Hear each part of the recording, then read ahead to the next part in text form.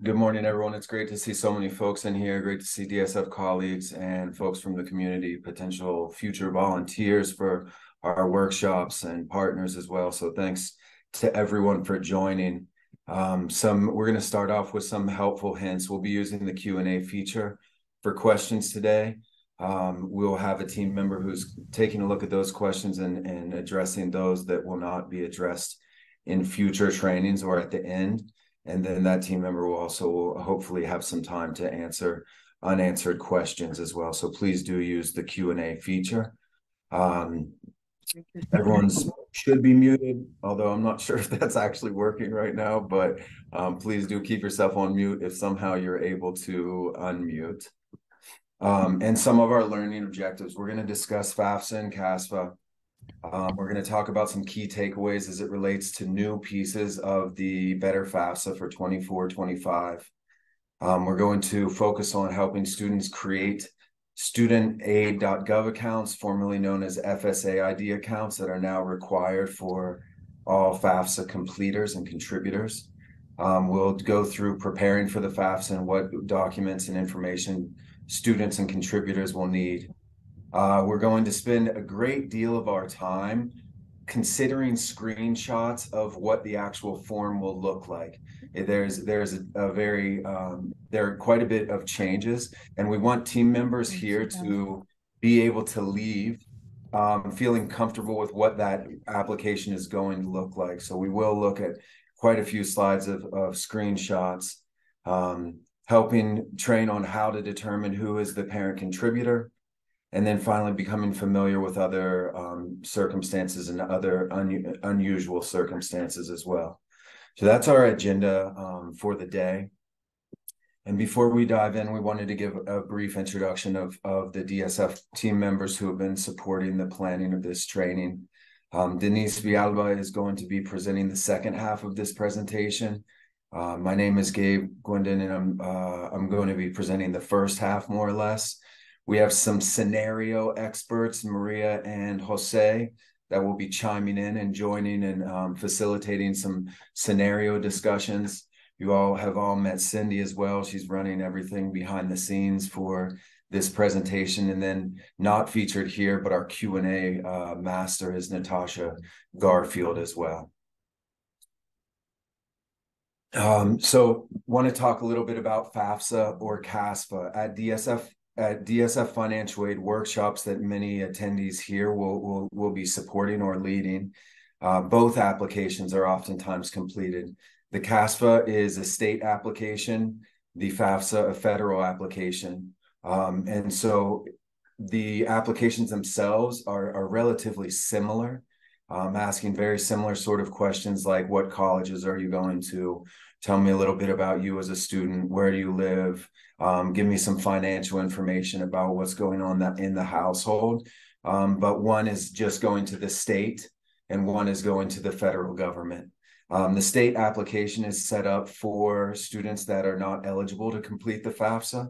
So for our non-US citizen residents or non-resident students and students that are eligible for the Colorado asset law, which grants them in-state tuition. So the CASFA is that state-based version of the FAFSA. The FAFSA, on the other hand, is for U.S. citizens and residents or eligible non-citizens. And you can see the list of eligible non-citizens listed there as well. I think what's most important about this slide is team members will be supporting students in navigating which is the right application, and also that at workshops, completion of both applications will be taking place. So some key takeaways, and these takeaways relate to changes in language that volunteers, that FAFSA completers will be hearing. These are kind of new buzzwords and replacing things that became very much common language in the college access world. But parents, guardians, and student spouse are now referred to as contributors. Household size has been shifted to the label family size. FSA ID that team members have been referring to students over the years is shifting to studentaid.gov account or student aid account. The EFC of expected family contribution is now student aid index. Student personal circumstances is this section of the application that determines dependency status, which was the common language in the past. FAFSA submission summary replaces student aid report. And then finally, direct data exchange, or DDX, not to be confused with the late rapper, is replacing IRS data retrieval tool. There are some key takeaways as it relates to process as well. In the past, for FAFSA, student contributors could sign a signature page and were unable to create a student aid accounts or FSA ID accounts. Now all contributors must complete a student aid account. Parent contributor is the parent who provides greatest portion of students' financial support. Federal tax information is now transferred directly into the FAFSA. Instead of using the DRT, it is now labeled the DDX, the direct data exchange. In order for that tool to function, all contributors must consent and approve that information be transferred over. And so that is a new process within the FAFSA application. The status of the FAFSA and contributor progress is viewable within the studentaid.gov account. So when students complete their section, if they're a dependent student, invite a parent, they can log into studentaid.gov and see the status of their contributors' progress towards completing their part of the FAFSA. Students can now add up to 20 schools to the FAFSA. It used to be restricted to 10. And as of now, at least, English and Spanish are the only planned languages for the FAFSA. There are also some important updates as it relates to the student aid index formula. Family size is now based on number of people claimed in taxes. And if that number is inaccurate or should be adjusted, it has to be done so manually. The net value of businesses and farms of any size are reported as assets. It used to be restricted, I believe, to businesses that employ at least 100 employees. Number of siblings in college is no longer part of the SAI calculation, but that information will be reported and schools can take it into account. The federal government, though, does not take it into account in the SAI calculation. Families with income greater than 60,000 must report assets. The lowest SAI that is replacing the EFC, expected family contribution, is now negative 1,500. And that allows colleges to identify highest need students and wouldn't impact Pell amount. So those are all of the key updates and takeaways. And the next thing we'll talk about is the creation of an FSA ID, of a student aid account. And this is an important focus topic for this training group because it will be necessary, and there's a lot of questions and kind of in the industry about how this impacts family members, contributors without social security numbers. So we're going to talk generally about FSA, about studentaid.gov, accounts, and then dive a little bit deeper about how this will, what it will look like to the extent we know for undocumented or family contributors without social security numbers. So as stated previously, all contributors must have a student aid account. If they previously created FSA ID accounts, they can use those. Two-parent households not filing jointly will both have to create student aid accounts. And the information requested is going to be identical to what was requested in the past. So personal info, contact info must be connected to an email and mobile number that is not connected to a previous account. And then contributors will create username, password, communication preferences, and challenge questions. It does require multi-factor authentication that can happen through email, mobile, or an authenticator app. Identity must be matched and verified, email address as well. So those with social security numbers, the Social Security Number Administration will create the match. And for contributors without knowledge-based identity questions, or without social security numbers, they'll use knowledge-based identity questions. And then authentication also takes up to 3 days. So for DSF colleagues working in schools right now, you can get your students creating those accounts as soon as possible. The process, however, for contributors without social security numbers is not yet available. Students, though, can create theirs. So this is a screenshot of the first step. As it has been in the case in the past, there's a 7-step process to account creation. And you'll see that now there's an option to select, I do not have a social security number. And we're going to dive a little bit further into what contributors without social security numbers might view in the process.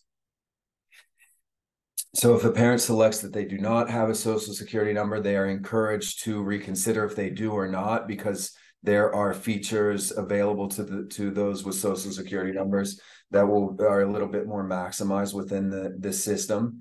But this is simply a check and trying to make sure that it wasn't selected by mistake. So it's intended to push parents who do have a social security number to use it in creation of the account.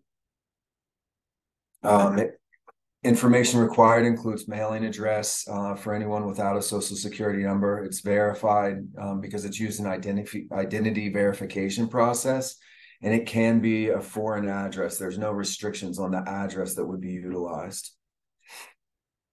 After contact information and communication preferences, parents without socials will see knowledge-based verification questions, and the questions will vary by each person. The questions in identification verification is being provided by TransUnion, and a credit history will not be required as well.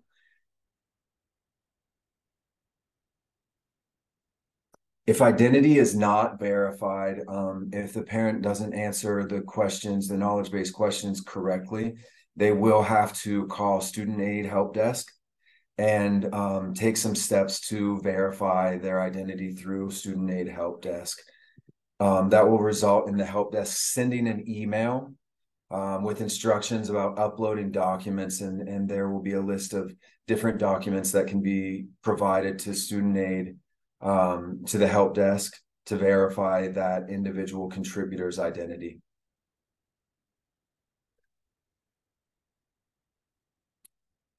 And this infographic is a brief summary of everything that we've just discussed. So if the contributor has a social security number, it gets checked with Social Security Administration. If it goes through, the account is created and verified and authenticated. If it doesn't, the user updates information or contacts for Social Security Administration to resolve, and then is verified. If they do not have a social security number, they'll answer knowledge-based questions. If that's done satisfactorily, the identity is verified and the student aid account is created. And if not, they go through the ID proofing process. That is the last thing that we just took a look at. Okay, and with that, I'm going to invite Maria Finan to unmute, and she will be leading us through a scenario. All right, thanks, Gabe. We've reached our first scenario. We have 4 of them embedded in today's presentation. So with each scenario, we'll first read it, launch a poll to kind of test your learning, and then we'll share the answer at the end. So for our first scenario, the student and parent come in to complete the FAFSA, but realize neither has created a studentaid.gov account, previously called an FSA ID, yet. So our questions are, will they be able to start the FAFSA today? Why or why not? And what information do they need to create their accounts? So now we're going to launch the poll. We'll give you just a few moments to answer the question to the first scenario, and then we'll take a look at our responses.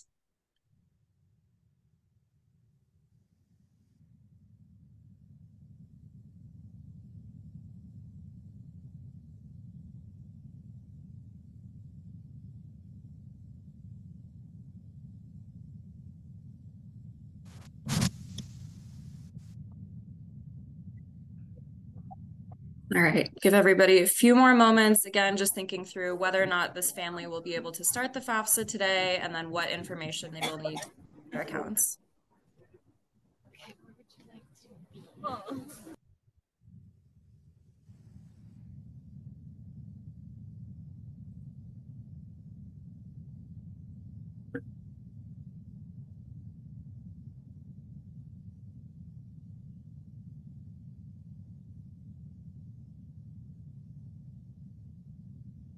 It looks like we're struggling a little bit with the poll, so I think maybe we could close that out and go into the answers.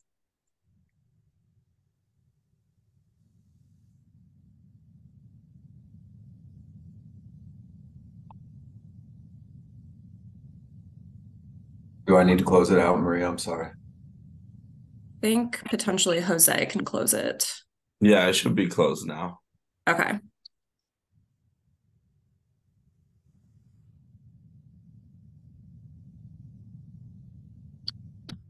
All right.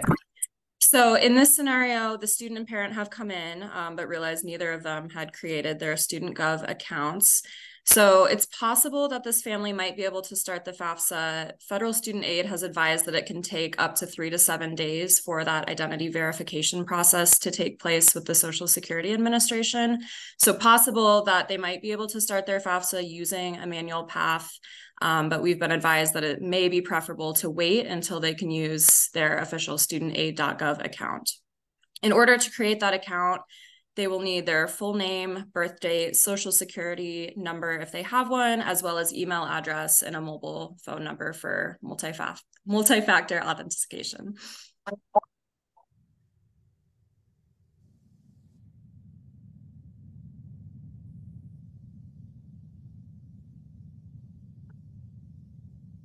So thank you, Maria. So the last part of the slides I'm going to be reviewing, we'll look at what is going to be required of contributors to complete the FAFSA, and then also we'll take a deeper dive into navigating the first sections of the FAFSA, and all attendees will be able to see some screenshots and be prepared for what exactly the form this year will be looking like. That's definitely one of our goals, is just to make sure everyone on this call is comfortable with what the new appearance is going to look like in some of the new processes as well. So in quickly summarizing what contributors will need, as we've beat into the ground, everyone needs a student aid account. 2022 tax returns will be required, amount of child support received in the past year, asset information as it pertains to cash savings and checking accounts, net worth of investments, and investments might include real estate, rental properties, trust funds, money market accounts, stocks, bonds, those sort of things. Net worth of business and farms, excluding family home. And then finally, list of federal means tested benefits like food stamps, Medicaid, TANF, SSI, CHIP, free and reduced lunch are examples, and the list of colleges that all of this information should be sent to. And once again, this year, that can be up to 20 colleges. So to review navigating the FAFSA, as has been the case in the past and very common on forms like this, there's a main landing page and students will start a new form or edit an existing form in this case. When they select that, students will be taken to the student login. And the login is kind of back at it's not in the FAFSA necessarily, but back in the student aid account. And it's this is where they'll use their student aid to log into the FAFSA form. Once they've logged in there, they select their status as a student. And this is very familiar look for many of the team members who are familiar with the FAFSA. And this, however, is a very new section. After students have logged in, students will have 4 onboarding screens. Those onboarding screens will be the start of the 24-25 FAFSA. An optional video is included, and that's kind of the first onboarding screen. I think it's under 2 minutes and kind of gives a brief overview of the FAFSA itself.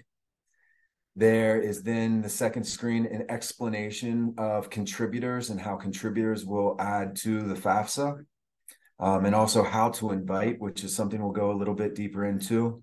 Understanding the FAFSA form and what to expect.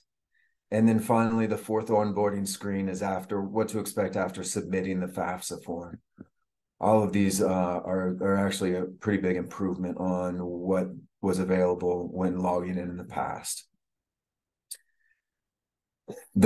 After passing through the onboarding screen, students will then see their information that's been carried over from their studentaid.gov account. Students would verify and hear that information is correct. To edit personal information like social security number or date of birth, students have to return to the studentaid.gov account, but to make edits to contact information or mailing address, it can be changed within the FAFSA. Another new addition to the FAFSA this year is the consent and approval process that we reviewed. Once again, the consent and approval process is utilized to allow for the IRS to import information into the student's FAFSA.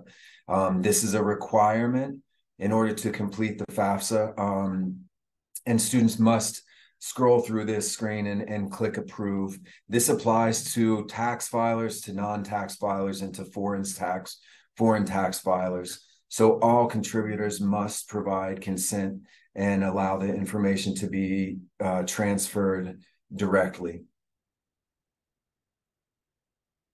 And to the right, you'll see a kind of a summary of what the top of that consent page looks like. And we prepared a video for folks to share when the next phase of the FAFSA is personal scenario or personal situations, I believe. And that is a series of questions in which students will determine dependency status. And this brief video will summarize kind of what happens inside the dependency status questions. When you fill out the FAFSA, you'll be asked several questions that will determine whether you are an independent or dependent student. This is an important distinction because if you're a dependent student, then you'll need to include your parents' financial information on your FAFSA. This means that your parents' financial information will be considered along with your information to determine your eligibility for federal student aid. So how do you figure out if you're an independent or dependent student? Generally, if you are a graduate student, on active duty in the U.S. Armed Forces, a veteran, are married, have children whom you support, or are 24 or older, then you are considered an independent student. If you don't meet any of these criteria, then you're likely considered a dependent student and will have to provide your parents' financial information when completing the FAFSA. If you have a different living situation, including divorced parents or living under the care of a grandparent or other relative, the online FAFSA will provide guidance to help you answer the parent questions.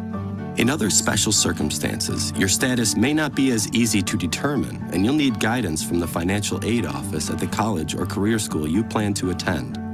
Some common questions that people often ask are, what if the FAFSA tells me I'm a dependent student, but my parents don't claim me on their taxes, or I've moved out of their house and am financially independent? While these situations do arise, they aren't part of the criteria for independent status on the FAFSA, so you would still be required to report your parents' financial information on the FAFSA. What if I'm considered a dependent student but have no contact with my parents or access to their information? There are other options available to you in these situations, so it is possible for a dependent student to submit the FAFSA without parental information. If you have indicated on your FAFSA that you cannot contact your parents or access their financial information, you'll need to speak to staff at the financial aid office at the college or career school you plan to attend. The financial aid staff will tell you what to do next. So what if my parents aren't going to help me pay for college and refuse to provide information from my FAFSA? If this is the case, the only federal aid you may be able to receive will be an unsubsidized loan, which is a federal student loan that begins accruing interest as soon as you receive your funds. To find out whether you can get the loan, fill out your FAFSA and then speak to the financial aid staff at the college or career school that you wish to attend. If you have any other questions regarding financial aid, your college or career school will be able to answer them for you. And, if appropriate, make a decision about your dependency status. Their decision is final and cannot be appealed to the U.S. Department of Education. No matter your dependency status, make sure to complete the FAFSA to find out what federal money you can get for college or career school. If you have questions or need more information, please visit studentaid.gov. Awesome. That video is a really short, quick summary of everything dependency related. So hopefully helpful for those viewing here.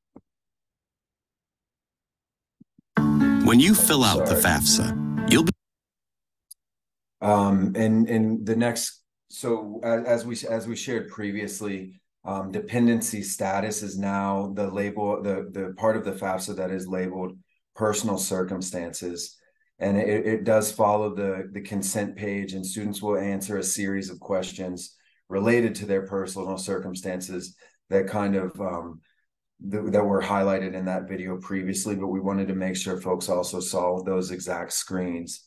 As is the case for many of our high school seniors, they will likely select single first year in college and will not have their bachelor's. Oftentimes are not caring for dependents of their own as well, and so they would, in those circumstances, be dependent students and invite contributors. But we're going to dive a little bit deeper into some of the personal circumstances and the next couple of screens. So following that screen, you have a first year as well, as previously referred to, and if students will earn their bachelor, making them bachelor's during that before that school year to make them independent.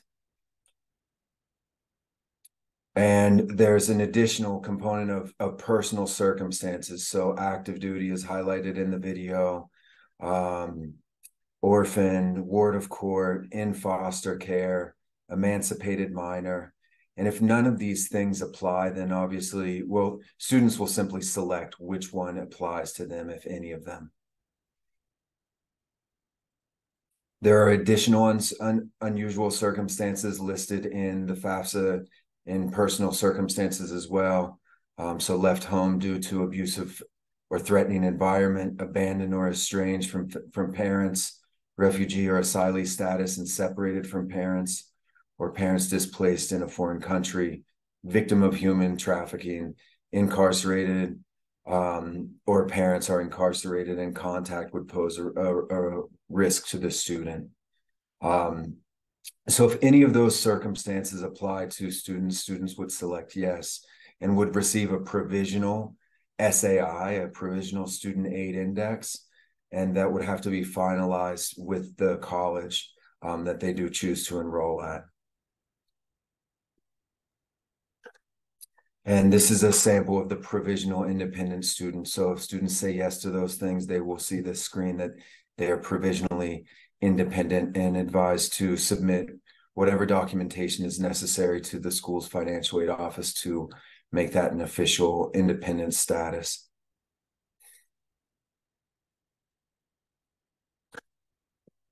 So to summarize kind of some of the, if students do not say yes to any of those circumstances, then they will likely be considered dependent students and prompted to invite contributors.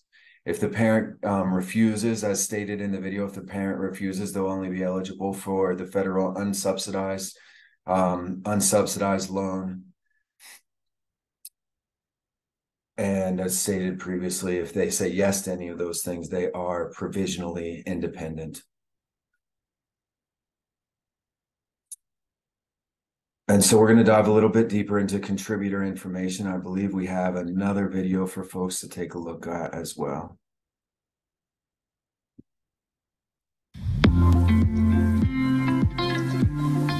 Hi, I'm Taylor, a college counselor here to answer your questions and help you on your financial aid journey.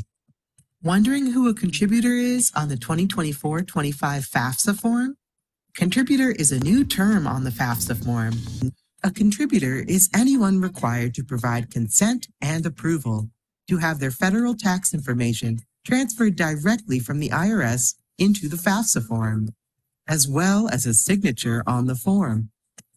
This may include you, the student, your spouse, a biological or adoptive parent, or a step-parent. The contributors on your FAFSA form are determined by your dependency status, your tax filing status, and your marital status. The information provided by contributors will be used to determine your eligibility for federal student aid, but contributors don't need to worry that they'll be expected to contribute to your school costs. Being identified as a contributor doesn't mean they'll be financially responsible.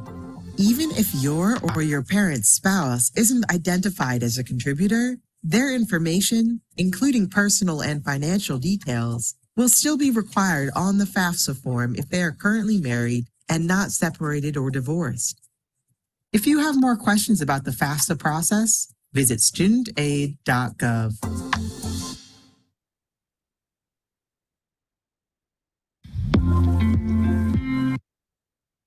So in this infographic kind of summarizes everything that we just heard in that previous video as well. So in the case that parents are married, both parents will report info. If parents are living together, they both will report info. If parent is separated but remarried, they would report both parent and step parents information. And then finally, if parents are separated, not remarried, the parent who provides them more financial support in the last 12 months would provide their information.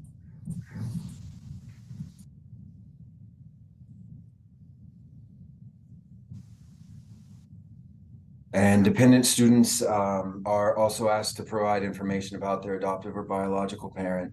And you can see the screenshot of what that is going to look like. And this is just kind of skip logic that helps them determine who will be their parent provider. You can see that screenshot to the right of what the form will actually look like this year on the FAFSA.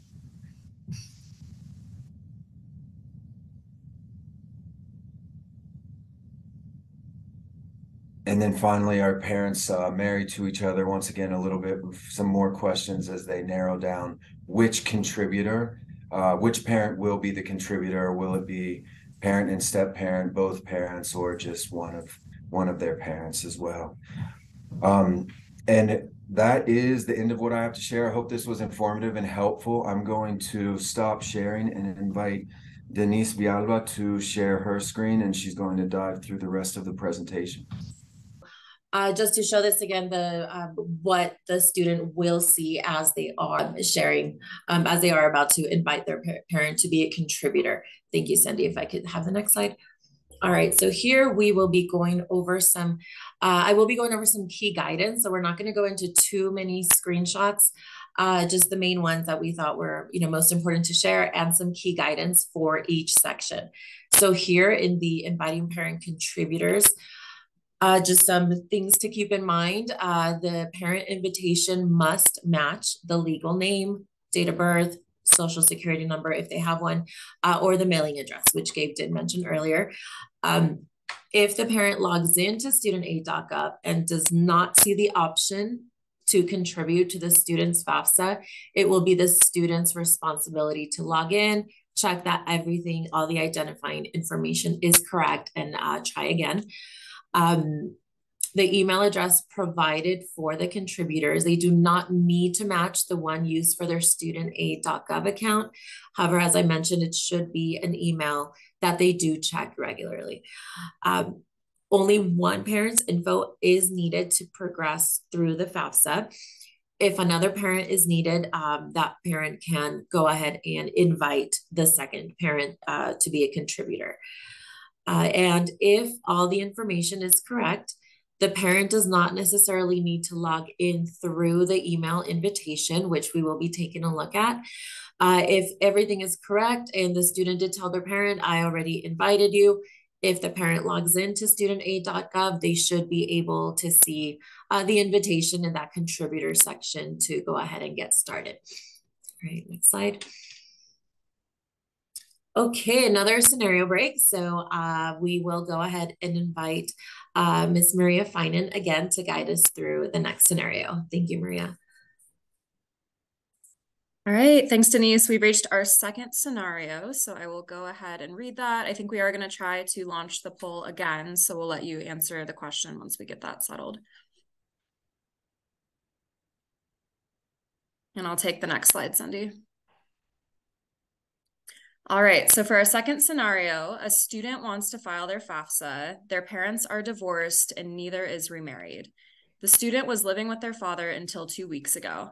He took a job in a different city, and the student has moved in with their mother, who will live there until high school graduation. There is no formal child support arrangement. So our questions for this scenario are: which parent should the student invite to contribute to the FAFSA, and what questions do you ask the family to decide? All right, so we're going to go ahead and launch the poll, and it looks like, at least on my end, that I can vote now. So go ahead and decide which parent should the student invite to contribute to the FAFSA, and think on your own about what questions you would ask the family to determine that.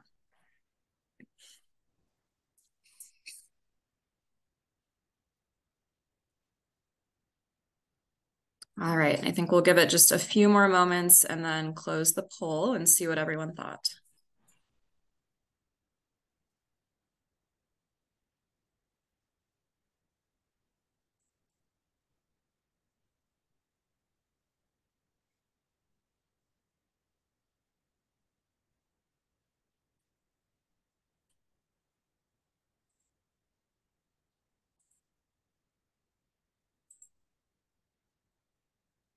All right, so let's go ahead and close the poll and look at the answer together. And I'll take the next slide. So for the solution here, the parent who provided the greater amount of financial support for the previous 12 months should be invited to contribute to the FAFSA.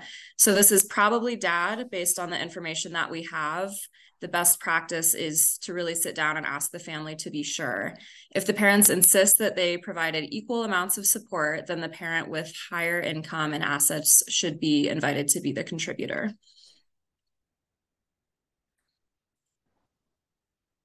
Thank you so much, Maria. All right, so now we will go ahead and take a look at the rest of the FAFSA. Much of it is user-friendly and straightforward. That was the whole point of the new FAFSA. It is supposed to be easier and shorter. The rest of the sections, a lot of them will be the same, have the same type of questions for demographics, financials, colleges, and signature. So what we will do is I will be providing a lot of the key guidance for these sections. Next slide. Okay, so for under demographics, this is pretty much what it will look like. They will be asking the same questions for the most part: gender, race and ethnicity, citizenship, parent education, parent was killed in the line of duty, high school completion status, and the high school information. I can't recall this current FAFSA, but if you look at the bottom right screen for parent education status, it does ask, did either of the students' parents attend college? So they don't need to know the highest level completed. They just want to know if they attended college. Thank you. Next slide. Okay, so some key guidance for student demographics. Under the gender, race, and ethnicity questions, prefer not to answer will be available for all questions. The responses will not be shared with any colleges. And since you can only see the section you complete, parents can only see the section they complete, they would not be able to see any of the answers that were provided in this section by the student as well. Eligible non-citizens will still need to report their alien registration number. And the correct high school selection will help to increase the accuracy of the FAFSA completion data. Students will need to go ahead and enter the state and city for their high school. All right, next slide. Okay, so for the student financial section, It is a lot shorter. They are not going to have as many questions. These are the main questions that they will have for the student financial section. So they will be asking the amount of grants and scholarships reported to the IRS, foreign earned income, and asset questions as well. If the parent's AGI is less than 60,000, they don't have the asset questions. I'll go into that a little bit more, but just know if the parent were to complete the FAFSA first, and if it was less than 60,000 for the income, the student actually would not see the student asset questions as well. All right, next slide, please. All right, so some key guidance under the student financial section. For student tax filers, those are the 2 tax return questions they will be asked: the taxable grants and scholarships and the foreign earned income exclusion. Earnings from work will not be asked. Sorry. This includes non-tax filers. So students don't need to worry so much about their W-2. This applies to students, work study students as well. They will no longer see how much they earned in work study. Students and our parent will never see any of the federal tax info that is shared via DDX, formerly the IRS DRT. It won't be on the form, and it will not be on the FAFSA submission summary. I feel this is similar to what we're used to when parents used to use the data retrieval tool. It would just say, information transferred from the IRS. And if the FSA ID is not authenticated yet, so if they do get started before it's authenticated, student and other contributors will have to manually enter the responses to the tax-related questions. All right, thank you. Okay, so selecting colleges. The good news is that they can select more colleges, so now they can select up to 20. They will be searching by state, city, or they can put the school name or the school code. So there will be several options for them. Housing plan will, that question will no longer be asked. So for several students, it won't have an impact, but for those who do want to live on campus and who do possibly need to take out loans, this is something they will likely have to talk to the financial aid office about to increase their budget so that they can have enough, if it's going to be in loans, to go ahead and cover the cost of living on campus. All right, next slide, please. Okay, so this page, this is the first dependent student, which is what we're looking at. This is what their review page looks like. So on the left, you could see all their sections. They will be able to expand each section to view all of their answers. If they decide they need to change anything, any of the responses, they'll be able to go ahead and click on a hyperlink through this review page to go to that section. They will also be able to see the status of the contributor. So it'll show the who the parent contributor is, the date the request was sent, as well as the status. So they'll be able to have all that information in front of them. And this page here is what they will see once they complete their section, or once they sign it. So same thing, they'll check off, agree to the terms, and they'll go ahead and hit sign, and they'll see this screen next. They will be given information on how to track the status of their contributors. So the bottom page of the screen does say track and manage your FAFSA application and your contributors, so they can go ahead and review, edit, make any corrections, revise, let's say household size, things like that. And also they will be reminded that the FAFSA form is not completed until their parent or spouse completes and signs their section and click submit. So that is why it says you're almost there. And right in the center, it tells them that it is not complete until the parents sign and submit. Thank you. Next slide. All right, so some key guidance for reviewing and signing. Incomplete FAFSAs, they will stay in the system for 45 days. After that, it is automatically deleted. However, the student can restart the clock by logging into their studentaid.gov account to check their dashboard.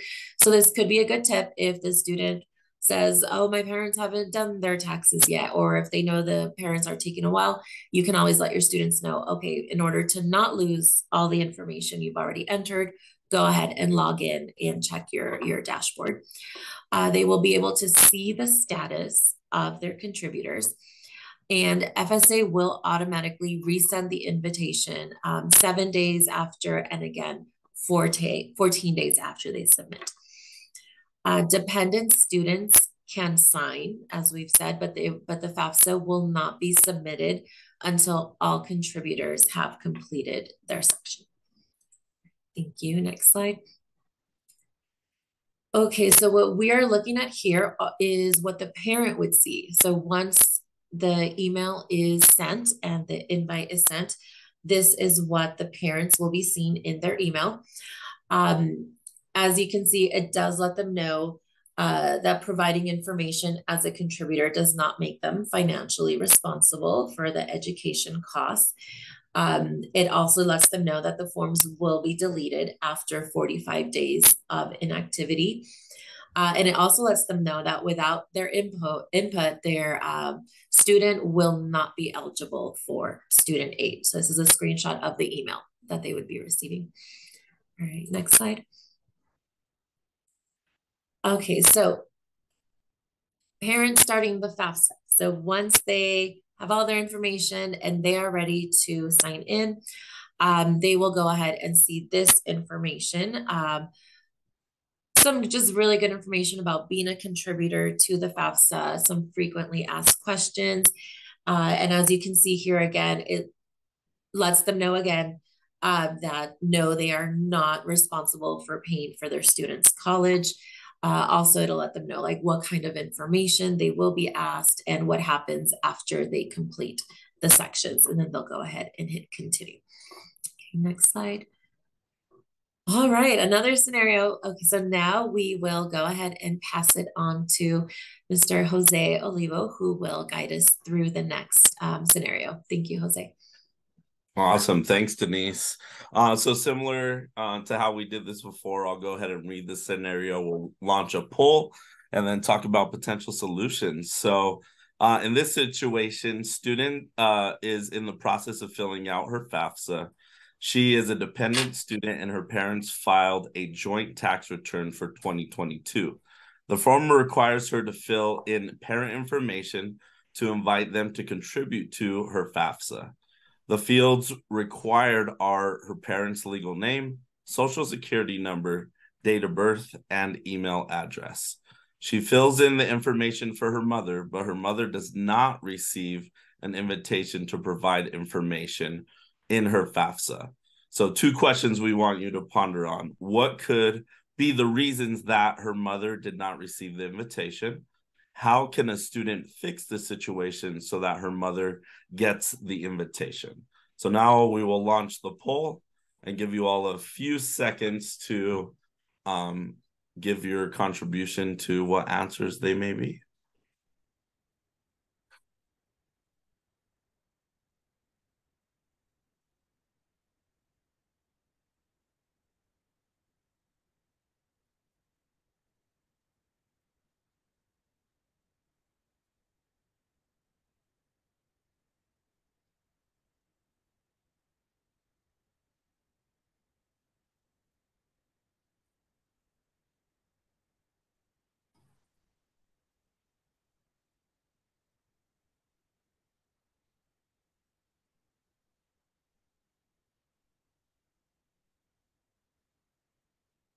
All right, we'll give it about 20 more seconds for folks to put their votes in.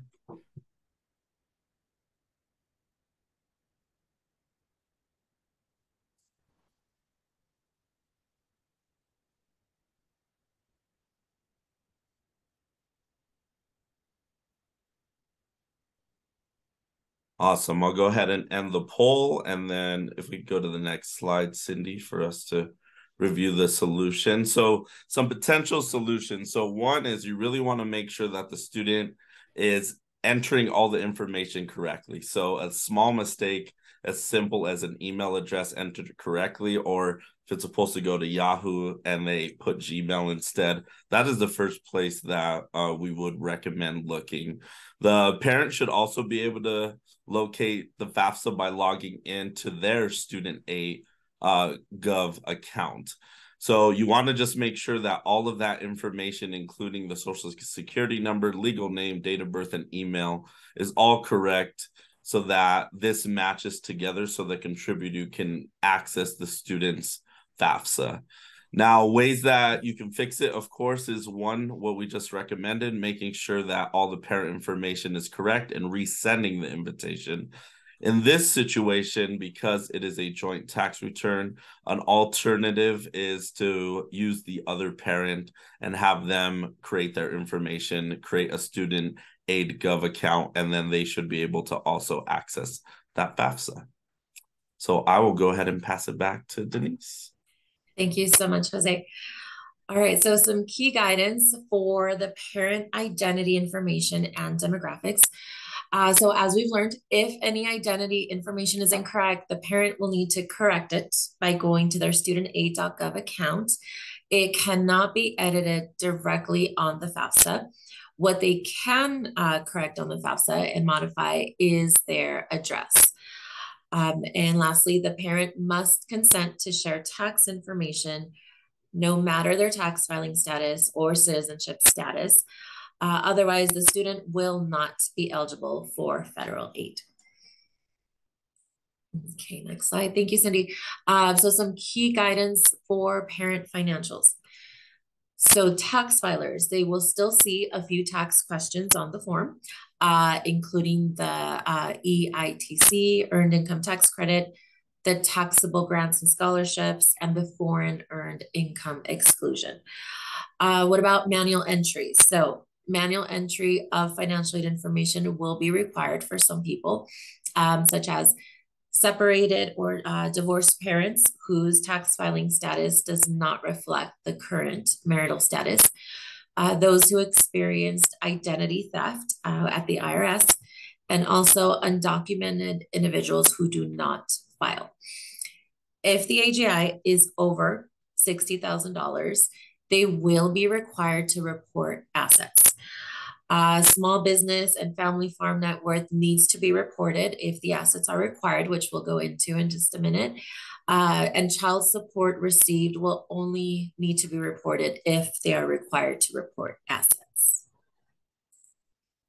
Next slide, please. Thank you. Okay, so some more key guidance for parent financials, adjusting the family size as well.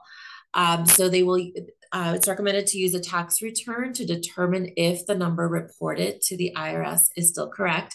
It can be manually adjusted if needed. And fortunately, it will not result in automatic verification. So what you can see in the slide here, it's the question is phrased differently. So now it's asking, is the parent's family size different from the number of individuals claimed on the 2022 tax return? And if it is, they can go ahead and enter the new number. The number of siblings in college will be asked.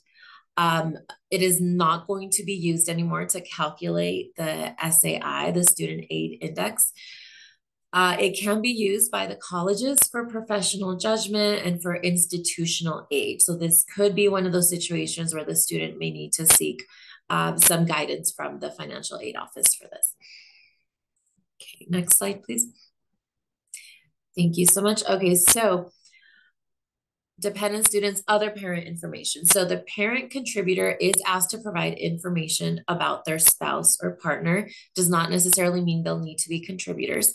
The parent's unmarried partner is included only if they do live together, or the other parent is also a legal parent of the student. If they have to be contributors, they will let them know. Otherwise, they'll just go ahead and put the other parent information. Next slide, please. Thank you. All right, so this will be what the parents see. This will be their review page. As you can see, there's not as many sections as the students. So again, the parent will only see their own section. They will not be able to see their student section. They can also view the responses by expanding each of the sections.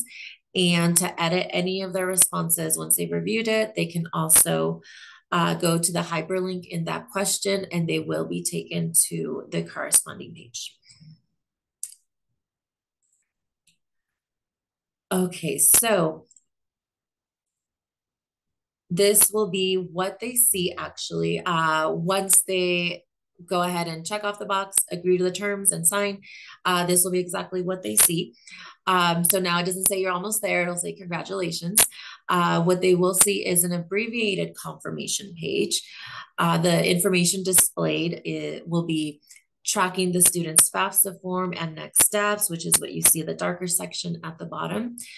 So this is what the parent sees. What the student will receive is going to be an email that has all of the details, the confirmation, and the student will receive the SAI, the Student Aid Index. So with both the student section completed and now the parent section completed and signed, now the FAFSA is considered complete and will be submitted for processing, as long as contributors consented to sharing FTI. Okay, next slide, please. Okay, so some key guidance in this section for signing and submitting. As we know, parent contributor must provide information about the other parent if they are married, remarried, or if unmarried and both legal parents live together. Tax filing status determines whether the second parent needs to be a contributor with their own FSA ID.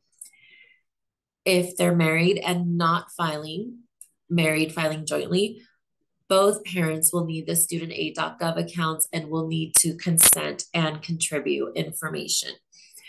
So if this happens, the last contributor to provide information will be the person to submit the FAFSA. So if the parent submits the FAFSA, as you saw earlier, they'll get the congratulations page. It'll be limited information, and the student will receive the email confirmation page with all of the details and the estimated SAI and federal aid eligibility. If it's the student that submits the FAFSA, they will go ahead and see the full confirmation page as soon as they submit with SAI and estimated federal financial aid eligibility. All right, thank you. Next slide, please. Okay, is this our last scenario? I think it's our last one. Okay, great. So I will go ahead and pass it over to Jose once again. Thank you. Awesome. Thanks, Denise. And yes, this is our last scenario. So thank you, everyone, for participating. For this one, the student is completing their FAFSA and they get to the dependency questions and pause. They say that they live with their grandma and they think that she's their legal guardian because she always fills out all of their school paperwork for DPS. So the questions we want you to think about, one is, should they check the box to indicate that they are in legal guardianship? And why or why not? So I'm going to go ahead and launch the poll and give everybody about 60 seconds to cast their votes.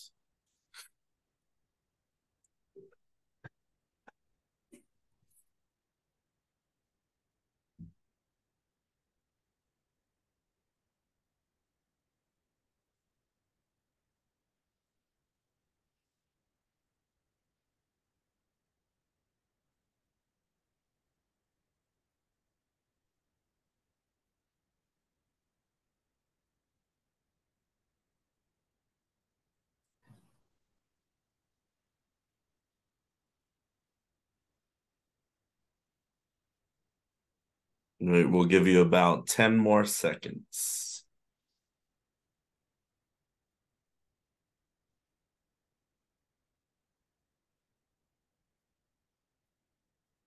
All right, I'm going to go ahead and end the poll, and then we'll talk over some potential solutions.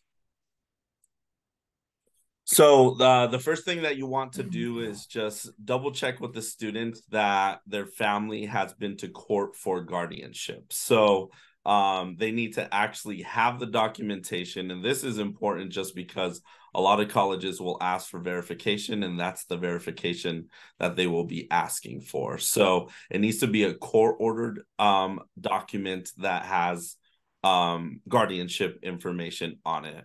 So again, if the student might say, hey, we did do that, but we do not have the paperwork, we recommend that they go to the county clerk's office to get a copy, which they should have access to do as long as they went through that process for the legal guardianship. So if there is no court order, then one thing, of course, we want to consider is whether this is an other circumstance or an unusual circumstance, and then working with those colleges and universities to work through that process. Cool. And I'll pass it back to Denise. Thank you, Jose. All right, everyone. Thanks for listening. We are almost done. So now we will be going over the FAFSA submission summary, formerly the student aid report. So yeah, we'll go into this, what it will look like so that you feel familiar when you come across it. So this is what the student will receive. FAFSA submission summary for their process FAFSA form, as well as anytime they make corrections that they submit as well. So as we know, it's just for federal aid. So it will just show Pell Grant, loans, work study. As we know, any amounts of financial aid are estimated, assuming the student will be enrolled full-time and also not guaranteed. The student always wants to wait for that official award letter from their college. One thing to consider, it does show the SAI as well, as we can see there. So you may need to explain the negative SAI to students and parents when they see it. Just know that any negative SAI is the same as 0 for Pell eligibility. And as we mentioned before, it can be as low as negative 1,500. So anything 0 or into the negatives, same as 0 for Pell, which we're used to, which means the max Pell amount. Okay. Next slide, please. Okay, so some key guidance for the FAFSA submission summary. It is broken up into 4 tabs that you can see at the top: eligibility overview, FAFSA form answers, school information, and next steps. The sections that may need any attention will be labeled with a red exclamation point, the same how you can see here in this example under next steps. The student can start a correction or add or remove colleges from the second tab, FAFSA form answers. They will also have the option to print the summary to have for their own records. And as of now, it is unclear where the verification flag will show up. For those in the financial aid world, we were used to seeing a little asterisk next to EFC that indicated they were chosen for verification. So as of now, we are not sure where that verification flag will show up. All right, thank you. Next slide, please. Okay, so some resources for you. We will be sending this slideshow out, so you don't need to worry about trying to get into these right now or taking a picture or anything like that. We will be adding, it looks like we have a few different slides. So we will be adding the 24-25 FAFSA prototype. We will have that link available to you. It will have an access code as well. So we will be sending that to you. I felt personally anything from NCAN was very useful, user-friendly as well. And there are some other links and resources here. There is also through NCAN, Financial Aid Toolkit resources, how to create FSAID events, things like that, which I thought were really great. Coming very soon will be for our DSF staff will have the virtual financial aid binder. And again, we will be sending this out to you. And thank you again for your patience. And let's go ahead and go on to the next slide. Questions. Okay, I'm sure you've all been waiting for this.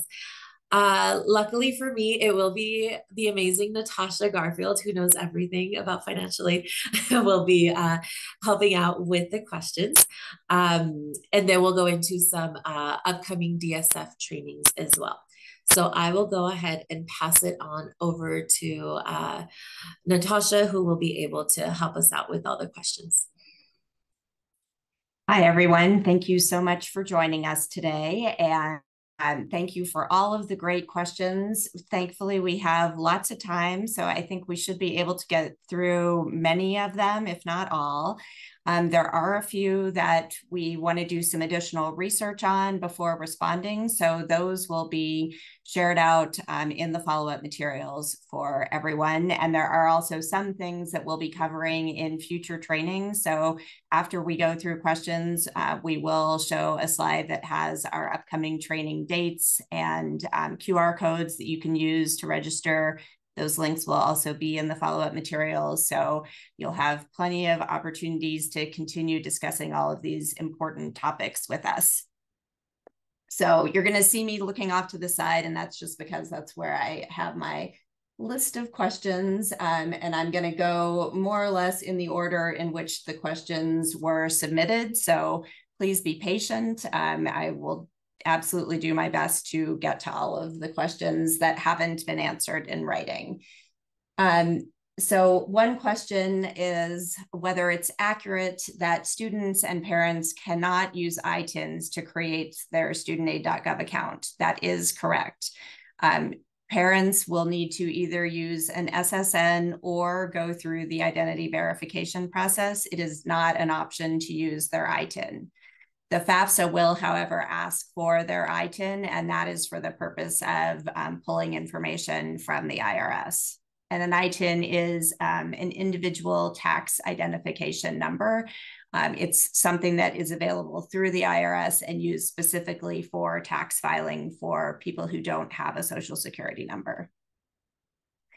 Students should only be creating a studentaid.gov account if they have an SSN. If they don't have an SSN, then they should be completing the CASFA if they are a Colorado resident.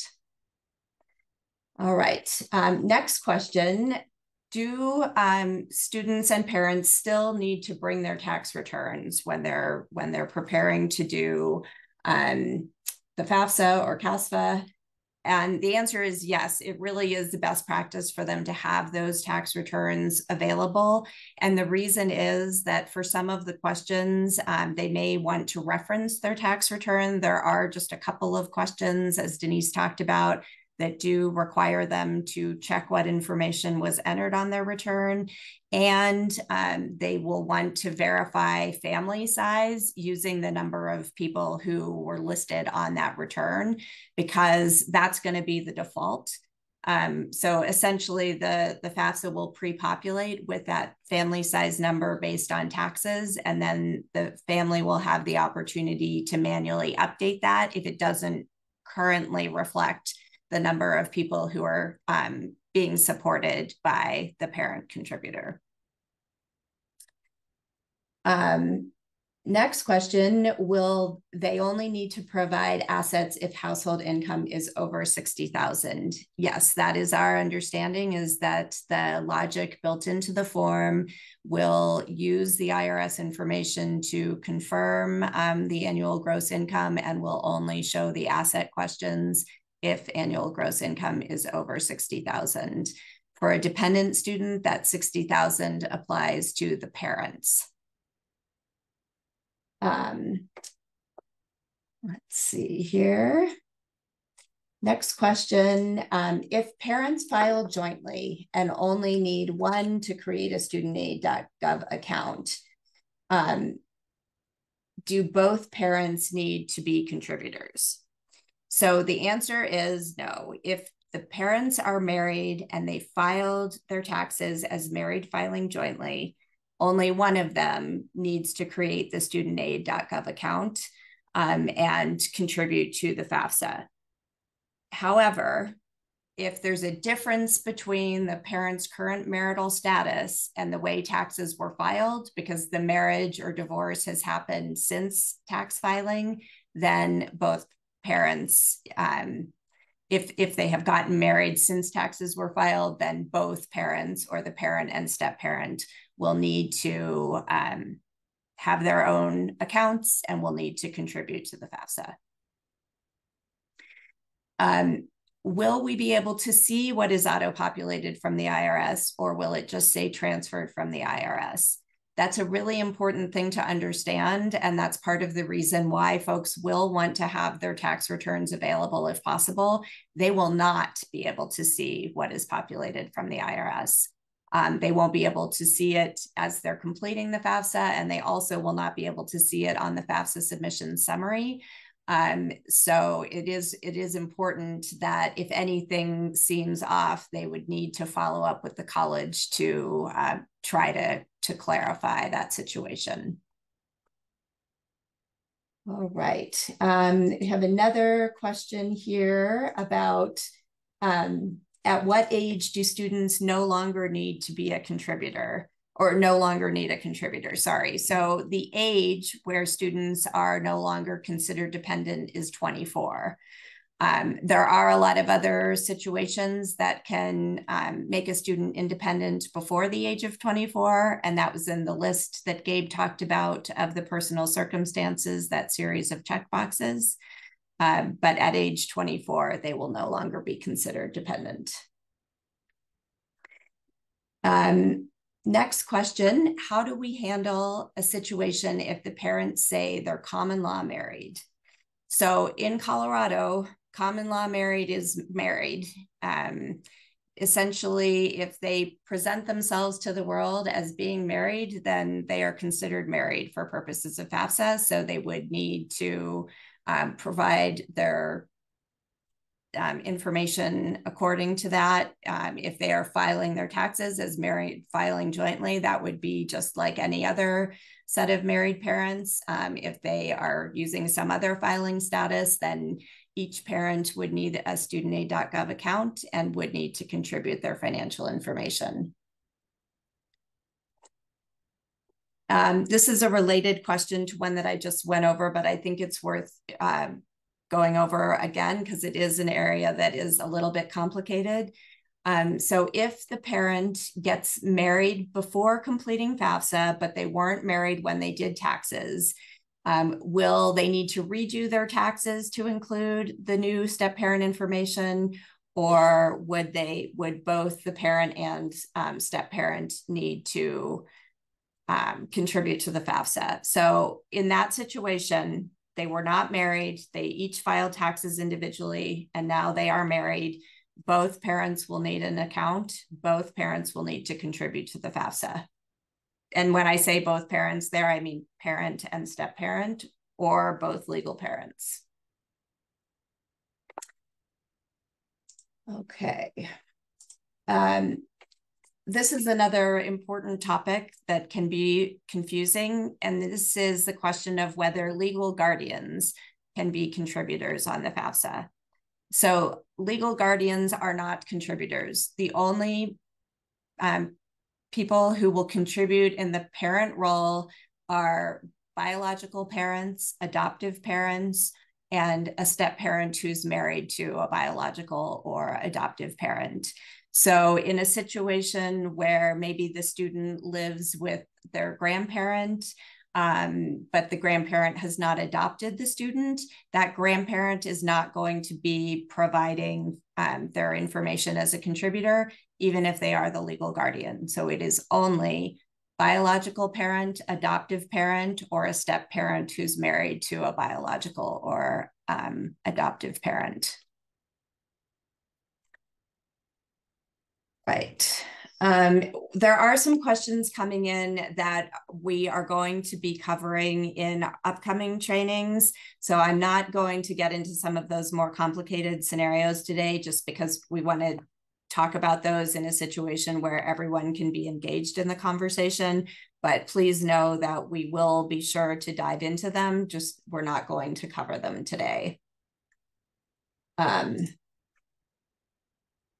So one question is whether financial support is based on whether the student was claimed as a dependent. So the way the question is phrased is that the parent who should be contributing is the parent who provided more financial support over the past 12 months. In many instances, that might be the parent who claims the student on their taxes, but not necessarily. And the reason for that is that sometimes parents will make decisions about who claims the student on taxes as part of a divorce decree. And in that situation, it is not going to be connected to who provides more financial support.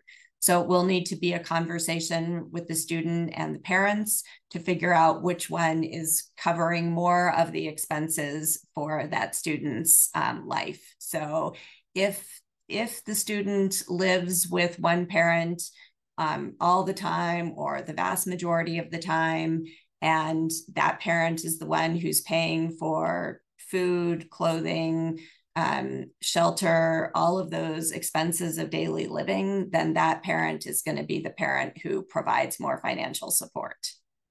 And that is another topic that we'll be exploring further in our upcoming trainings, because it can be something that's a little bit complicated to figure out.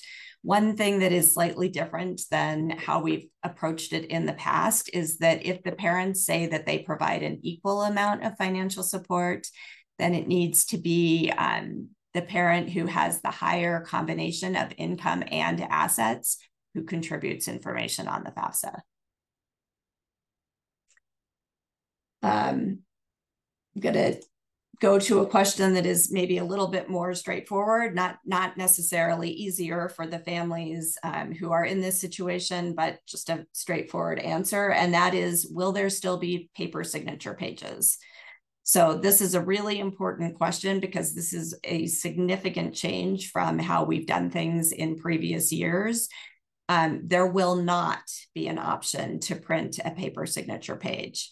That is part of the change to allowing parents without SSNs to create their studentaid.gov accounts. And what it means is that if a family cannot get through that identity verification process, or if they decide that they are not going to upload their documents, or they don't have the documents that would be required to verify their identity, then they will need to complete a paper FAFSA. So not a paper signature page, but actually print out a copy of the FAFSA PDF, complete that, and mail it into federal student aid. Although that seems pretty daunting because it's a relatively long form, it's shorter than it used to be in the past because they have simplified the number of questions, and it does provide some form of workaround for parents who are not able to create a studentaid.gov account.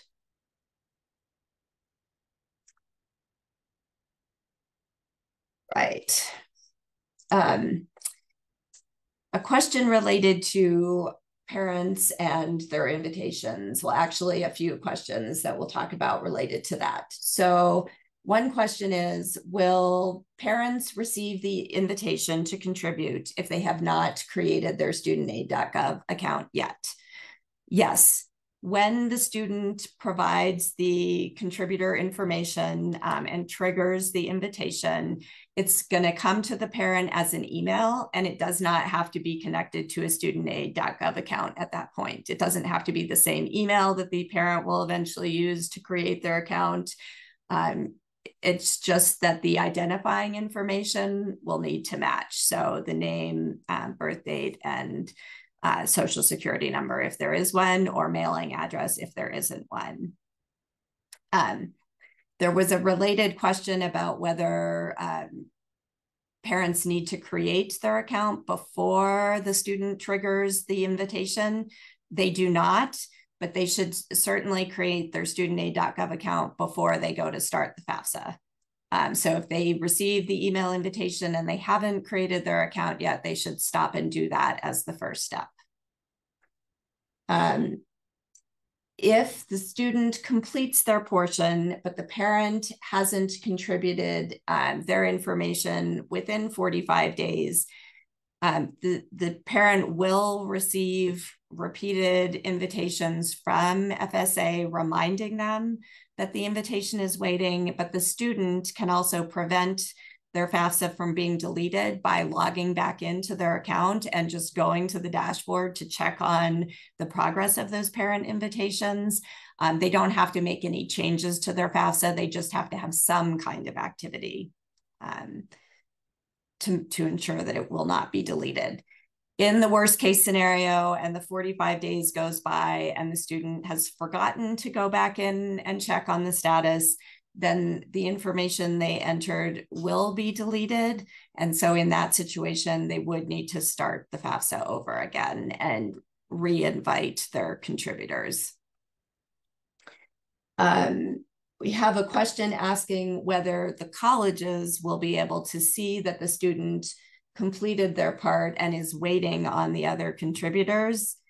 Our understanding is no, the FAFSA is not considered submitted at that point, so it would not be sent to the colleges. So the responsibility really is on the student to be checking to see the status of their parent contributors and to be trying to work with their parents with the support of their counselors, their DSF advisor, the financial aid office, if they are having trouble and maybe need some help having that conversation with their parents about the importance of contributing information.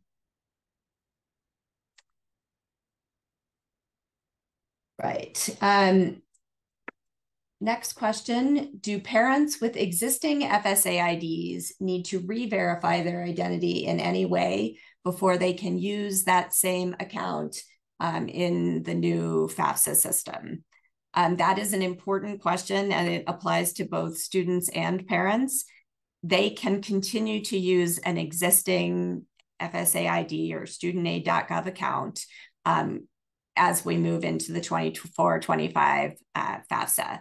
The one thing that they might need to do is if they haven't previously verified their email in their studentaid.gov account, they will be required to do that now. In the past, it was optional, but now it is required. So they will need to complete that step before they're able to complete the FAFSA.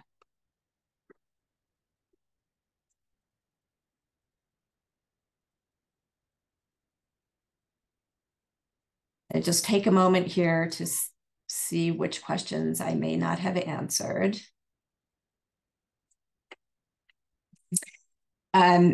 If both parents provided equal support to their child, but one of the parents passed away in 2023, will there be a question if a parent is deceased?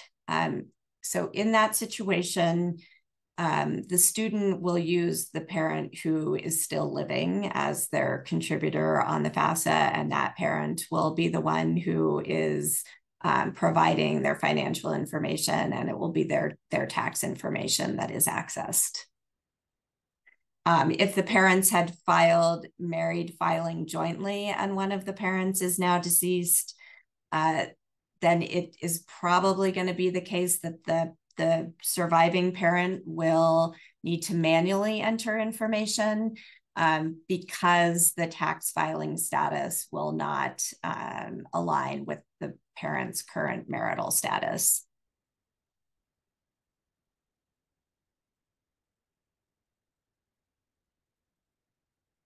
Another question related to taxes.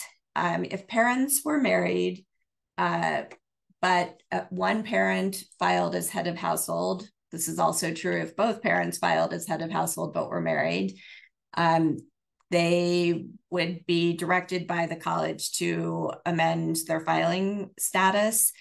We have not seen that situation specifically addressed in materials from FSA or others, but I believe that it will still be the same, where they will be prompted by the colleges once the FAFSA is complete to correct that filing status, because it is still not the appropriate filing status based on that marital status.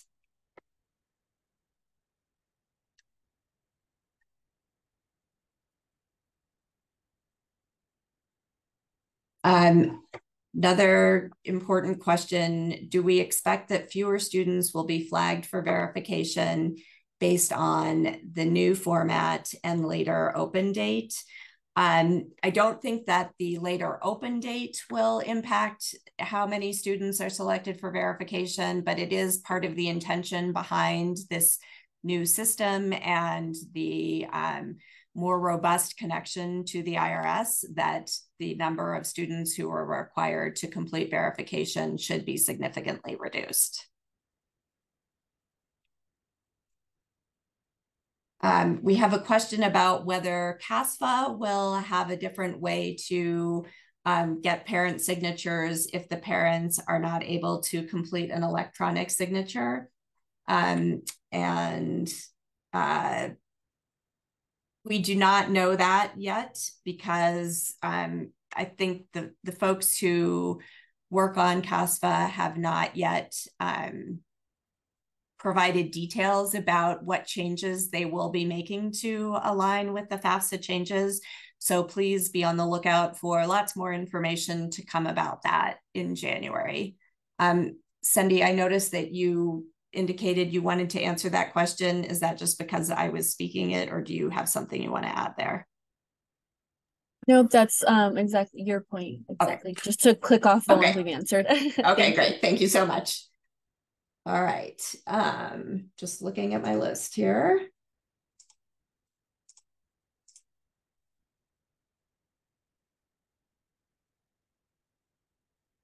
We have a question about how soon after submitting will students receive their FAFSA submission summary. That is a great question, and I actually don't know the answer. So I don't know if Denise or Gabe has seen that referenced anywhere and wants to chime in. If nobody has that information at our fingertips, we will research it and share that in our follow-up information. Would you mind repeating that, Natasha, what the question was? Yes, the question is, how soon will students be able to access their FAFSA submission summary after the FAFSA is complete and fully submitted? I don't believe they went into that much detail with the information I have. I want to say right away it'll be available, but yeah, I don't know the answer to that. Not sure if Gabe does. My understanding is that it will be available very quickly, just like it has the confirmation page in the past has been submitted.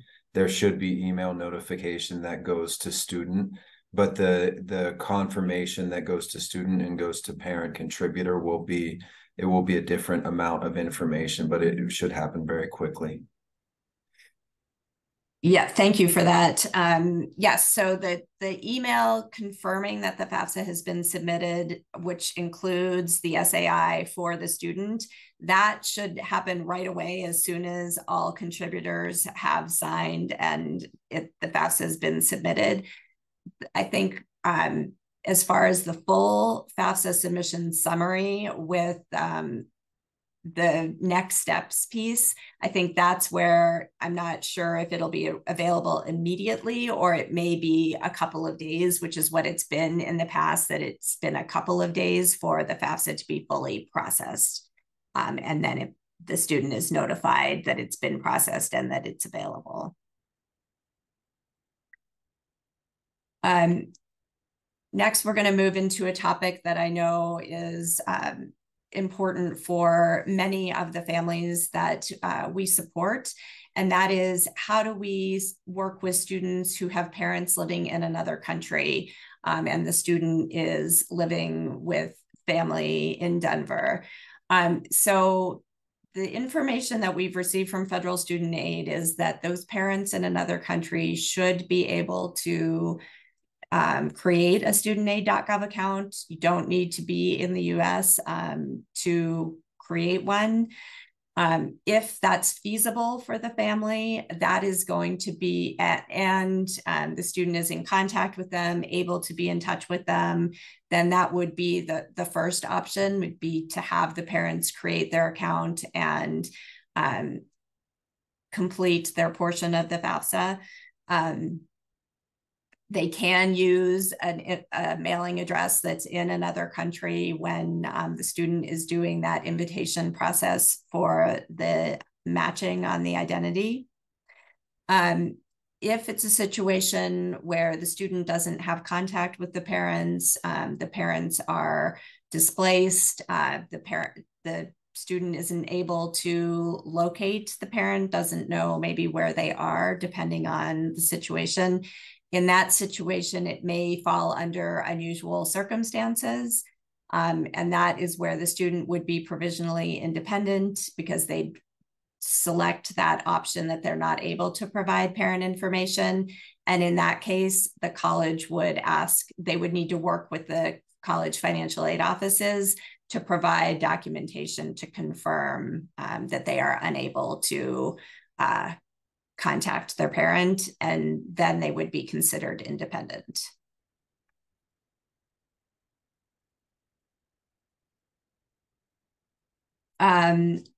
Question about what is the difference between the DDX and the IRS data retrieval tool.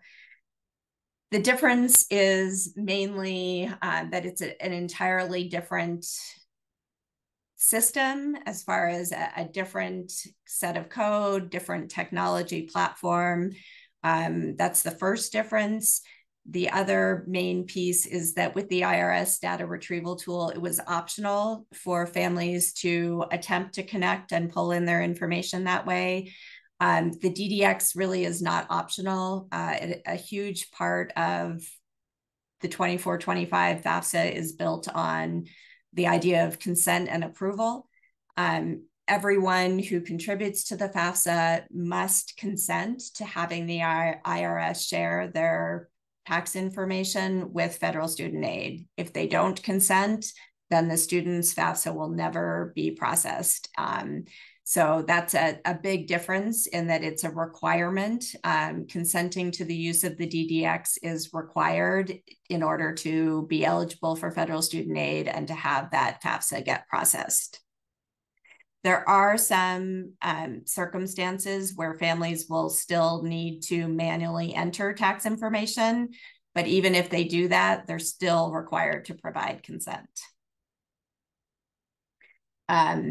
It is our understanding that if there's a difference between current marital status and the way taxes were filed, that those in that situation, the parent contributors may have to manually enter their tax information, but there'll be lots more to come about that in the upcoming weeks and months.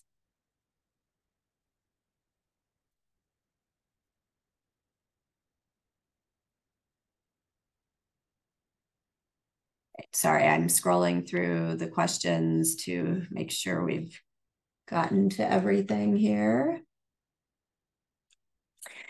We do have a question about, will anything change on the DPS FAFSA completion dashboard in the principal portal? I do not know the answer to that question, so I will invite Gabe. I don't know if you've heard anything about that. We may need to follow up on that one once more information is available. Yeah, I have no clue. We don't even have access.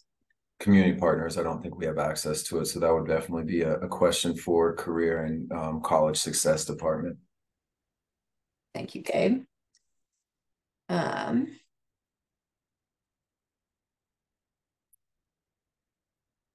couple questions related to foreign taxes, parents who may be working overseas, paying taxes in another country.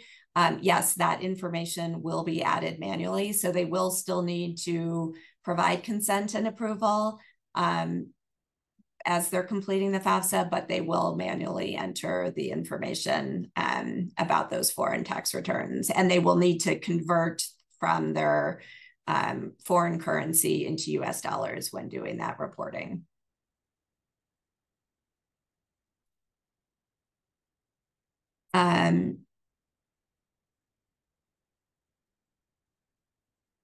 We have another tax question. I know this is always a big topic and a lot to figure out. So just a reminder that we are not tax experts. So We do our best to point families in the right direction to get answers to their tax questions, but really want to emphasize that there are a lot of possible situations out there and a lot of tax preparers who offer guidance about the best way to file taxes, and we are not in a position to contradict that guidance or to question that guidance.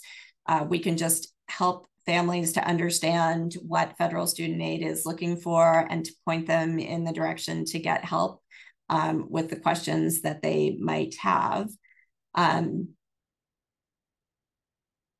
We have a question about married parents who are filing singly. Will they still need to amend taxes before submitting their FAFSA? I think in that situation, it's important to be really clear on what the parental filing status is. It is possible to file married filing separately, and that is a perfectly acceptable filing status.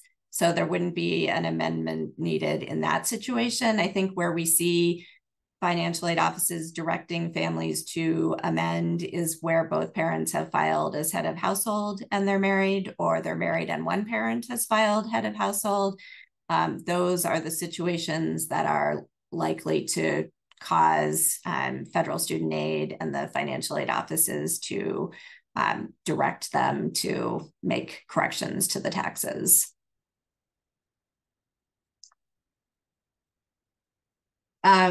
Great question. Can a parent complete their part first? Or if the parent would like to take care of the FAFSA completely on behalf of their student, is there an option for that? So let's take the first part. This is something that we are going to cover in a future training, but since we have some time, I will start on that today. And we will continue to discuss it in the future. So a parent can be the first one to start the FAFSA. Way back at the beginning of the presentation, Gabe showed one of the initial slides or screens, which shows the option to decide on the role, student or parent. So the parent could be the one to start and then would be inviting their student. Same situation with needing that information to match the identifying information so that the student can connect to the FAFSA that the parent has started. And again, the student won't see the information entered by the parent. This parent won't see the demographic information entered by the student, but the FAFSA will not be complete until both of those contributors sign and it is fully submitted. The second part, can the parent complete the FAFSA for the student? The studentaid.gov account is an individual ID. We don't want to be suggesting to families that they should be sharing those because it is unique to them and it does represent their signature on the form. So that's where I'm going to leave it. We're not going to recommend that parents do it on behalf of their child using their child's student aid account. All right. Cindy, I'm going to invite you if there are any questions that we have not answered that you want to flag for me, that would be great. There are some that I'm going to hold for our future sessions just because they're beyond the scope of what we are covering today. Thank you, Natasha. There is a question just regarding dependency, Okay. which we've touched on, but I think it's great to just reinforce. So the question is, if a student came from an abusive household and the grandparent is now the legal guardian due to the student's situation, will the student be considered independent or have to use the grandparent's information? Great. Thank you for that. So there are kind of two pieces in that question. First of all, if the grandparent is the legal guardian, then the student is going to check the box to say that they are in a legal guardianship. So legal guardianship meaning that a court made the determination of guardianship, and there is paperwork, at least that their paperwork exists at the court, even if the family doesn't have it in their hands right now. So if a court has ordered legal guardianship, the student will check the box in the personal circumstances to say that they are in legal guardianship, and then they will be independent. For a situation with an abusive parent, and let's say the student is not in a legal guardianship, if there is an abusive situation, then the student would indicate that they have unusual circumstances and that they are not able to provide parent information. They will then be provisionally independent, and they will work with financial aid to provide some form of documentation to confirm their circumstances. So in both situations, that students most likely, in the legal guardianship situation, the student will be independent if they have or are able to get the court paperwork. In the abusive situation, similarly, they will be asked to provide some confirmation. It can be from a community member like a pastor, a school counselor, a therapist. It could be court documentation if the family has been involved in the court system related to the abuse, but they will need to provide some form of documentation, and then they will be independent. Thank you, Natasha. Another question also related to dependency. So for parents or spouses refusing to contribute information onto the FAFSA, is it safe to communicate to the student that they will only be offered loans as a result? Yes. So students in that situation can indicate that they would like to be considered for unsubsidized student loans only. They do have the opportunity to continue to work with their parent or spouse about contributing to the FAFSA. So they could complete their portion, invite the other contributors, and continue those conversations.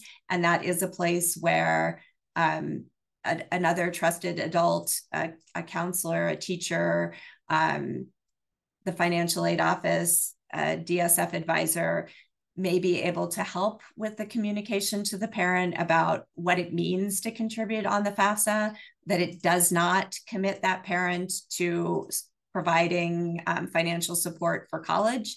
It's just a way to determine what the family's financial strength is. So students can go back in the future and change how they've answered that question about providing parental support if they are able to get their contributors to consent. Thank you very much. And I think there's a follow-up to that. Will that refusal be able to be considered for a professional judgment appeal with a financial aid office? Thanks for that question. No, it will not be used as the basis for a professional judgment. There could be other extenuating circumstances or unusual circumstances that might make that student able to pursue a request for professional judgment, which is going by the name unusual circumstances now. But the refusal alone would not be grounds. Thank you. There is a question on types of aid. Can you give us an example of taxable scholarships or grants? Do you have information on this? Thank you. So the difference there really comes down to how the funds are used. So there's a definition in tax law, and I will try to post this in the chat. Hopefully everyone will be able to access it. Here's some information from the IRS about this question. And again, just want to reiterate that I am absolutely not a tax professional or expert. So if the student is using their their scholarship or grant to pay for tuition and fees, books, supplies, equipment required for their courses. Those things are untaxed or not taxable, and things, if their scholarship or grant is used to cover incidental expenses, that's the IRS's term, such as room and board, travel, and optional equipment, or if the funds are received as a payment, for example, for teaching or for doing research, then those grants or scholarships could be taxable. But that is something that the student would want to be discussing with a tax professional rather than any of us trying to advise on the specifics of a student's tax situation. Thank you, Natasha. And I think before we wrap up here, there's a very important question that I think we're all asking, and we'll try to give the best answer possible. When will the FAFSA application open? Yes, we wish we had a specific answer to that question. So federal student aid has been saying for many months that it will open in December, but there is no specific date. So we are currently planning on it opening by December 31st because basically the statute that Congress passed that authorized all these changes says that it has to happen by the end of 2023. So we are expecting that it will probably be at the very end of December. But we will absolutely share the news as soon as we hear more. We're checking every day to see if there are any updates on the launch date.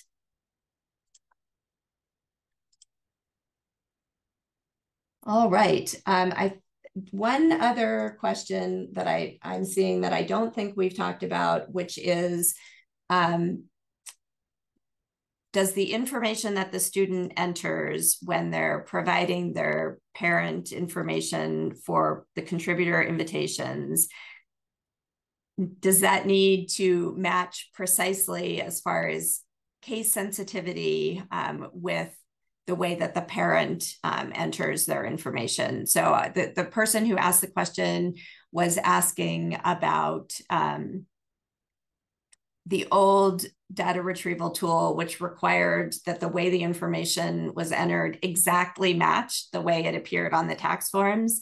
What we have heard from federal student aid is that it is no longer that fussy, that it doesn't have to be so precise as far as the capitalization or the abbreviations that are used, because you're not exactly matching to the tax returns in the way that it used to happen in the past. So that is one piece of good news.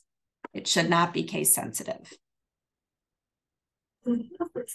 Thank you, Natasha. I apologize. I did miss a question regarding undocumented status or mixed status households.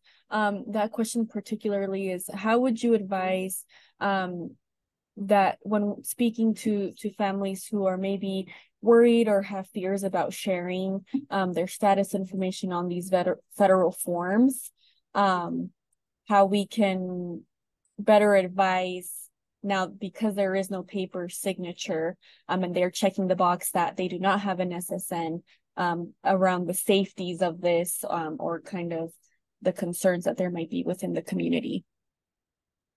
Thank you for that question. So that is an enormously important topic and one that families will rightfully be very cautious about. So we are planning to cover that in much more depth in upcoming sessions. There is some guidance from FSA reassuring families about that, but we want to provide much more robust information about how to respond to families who are concerned, and let them see for themselves what the information is that federal student aid is providing as far as how the information will be protected. So be on the lookout for lots more to come on that topic. All right, we are just about at time, and I am in a minute going to hand this back over to Denise to close us out for the day. but I want to just pause for a moment and ask if anybody, now's your chance. If you have a last question, please feel free to drop it in the Q&A, or if you're a DSF staff member, to put it in the chat.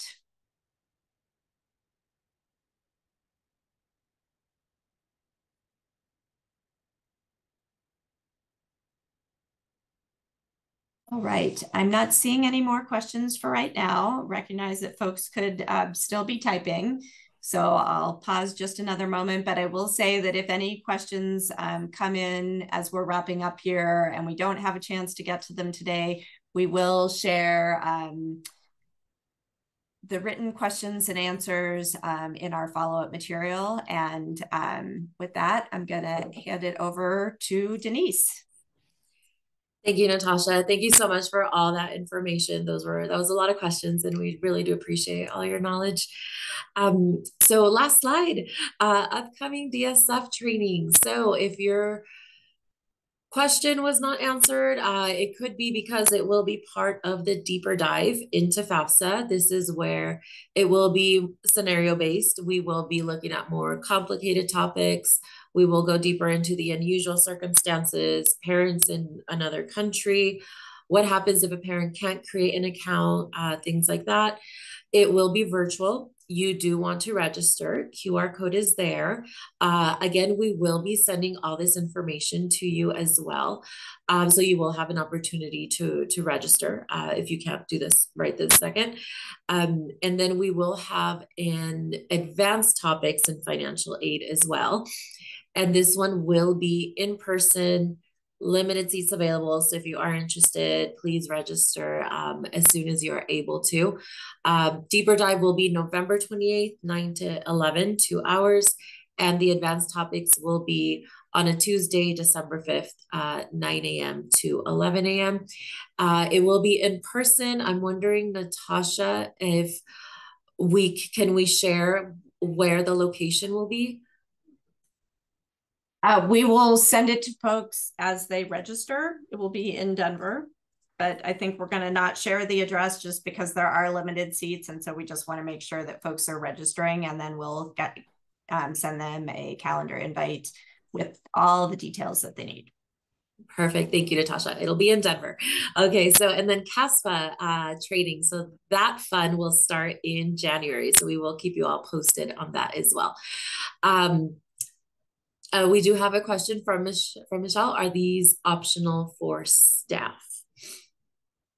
Not optional. So we will see you there, Michelle.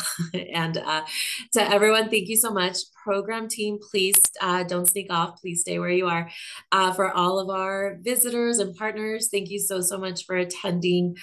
This is the end, and we do thank you for your time and patience. We will be sending more information to you, and you are welcome to go ahead and log off now, and we hope you have a great day.